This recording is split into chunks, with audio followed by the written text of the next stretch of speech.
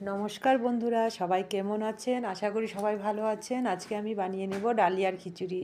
আমি ডালিয়া নিয়েছি, এদিক দিয়ে নিয়েছি মুগ ডাল আর মুসুরির ডাল। কড়াইতে পরিমাণ মতন জল দিয়ে ডালিয়া ডালটাকে ভালো করে ধুয়ে নিয়েছি। এবার ডালিয়াটা এর মধ্যে দিয়ে দিলাম ডাল। তোমরা যে কোনো একরকম ডাল দিয়ে বানিয়ে নিতে পারো, আমি দু রকম ডাল দিয়ে বানিয়ে নিচ্ছি।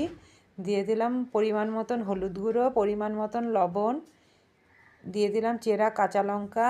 এবার নেড়ে আমি ঢাকা দিয়ে ফুটিয়ে নেব। এদিকে নিয়েছি আমি ব্রোকলি, কোয়াশ, গাজর, নিয়েছি বেগুন, পেঁপে, টমেটো আর নিয়েছি মটরশুঁটি। তোমরা যে কোনো সবজি দিয়ে বানিয়ে নিতে পারো, যার যেই সবজি পছন্দ। আমি অল্প তেলের মধ্যেই করে নেব।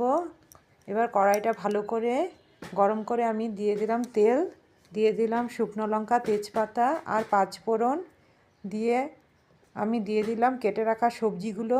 দিয়ে আমি আদা কুচিটা দিয়ে দিলাম। আদা কুচিটা তোমরা তেলের মধ্যেও দিতে পারো, আমি পরে দিলাম, মুখে পড়লে খেতে খুব ভালো লাগে। দিয়ে দিলাম পরিমাণ মতন হলুদ, লবণ। এবার নেড়ে চেড়ে গ্যাসের ফ্লেমটা লো মিডিয়ামে রেখে ভাজা করে নেব। বেশি ফ্রাই করব না, হালকা অল্প ফ্রাই করে নেব। দেখো এদিক দিয়ে ডালিয়াটা মোটামুটি ফুটে এসেছে। তারপর আমি ভেজে রাখা সবজিটা এর মধ্যে দিয়ে দিলাম। দিয়ে গ্যাসের ফ্লেমটা লো মিডিয়ামে রেখে নেড়ে চেড়ে এবার ঢাকা দিয়ে দেব। মাঝে মাঝে ঢাকনা সরিয়ে নেড়ে দিতে হবে। দেখো ঢেকে ঢেকে এভাবে করে নেব।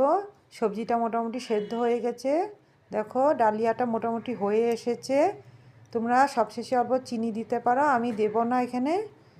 দেখো মোটামুটি ডালিয়াটা হয়ে গেছে। কেমন লাগলো?